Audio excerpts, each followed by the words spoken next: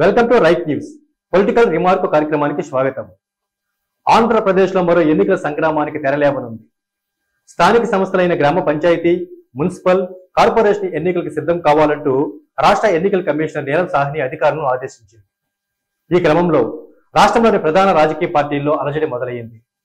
సాధారణంగా ఏ పార్టీ రాష్ట్రంలో అధికారంలో ఉంటే ఆ పార్టీకే స్థానిక సంస్థల ఎన్నికల్లో అడ్వాంటేజ్ ఉంటుంది.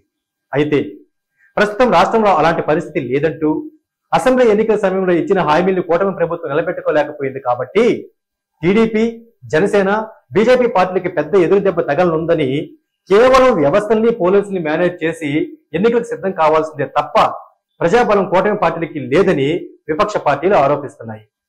ఇదే విషయమై కూటమి పార్టీ పెద్దలు మాట్లాడుతూ, గడిచిన 5 ఏళ్లలో వైసీపీ పార్టీ వారు చేసిన ఆగడాలను రాష్ట్ర ప్రజలు మరిచిపోలేదు. వారు చేసిన భయానక పాలనను గుర్తుపెట్టుకున్నారు కాబట్టే ఆ పార్టీని అసెంబ్లీ ఎన్నికల్లో చావు దెబ్బ కొట్టి కేవలం 11 సీట్లకు మాత్రమే పరిమితి చేసి ప్రతిపక్ష హోదాను కూడా పీకేశారు.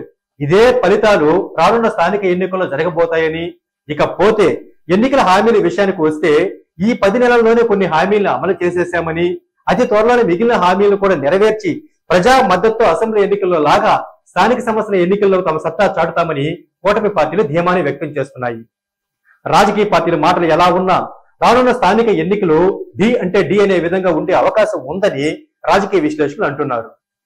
ఒకవేళ అదే జరిగితే అతి సమీప సమయంలోనూ మరొక రాజకీయ స్థానిక కురుక్షేత్రాన్ని ఆంధ్ర రాష్ట్ర ప్రజలు చూడబోతున్నారు. ఇంతకీ స్థానిక సంస్థల ఎన్నికల్లో ఏ పార్టీ విజయం సాధించే అవకాశం ఉందో మీ అభిప్రాయాన్ని కామెంట్ చేయండి. మా రైట్ న్యూస్ ఛానల్ సబ్స్క్రైబ్ చేయండి. ధన్యవాదాలు.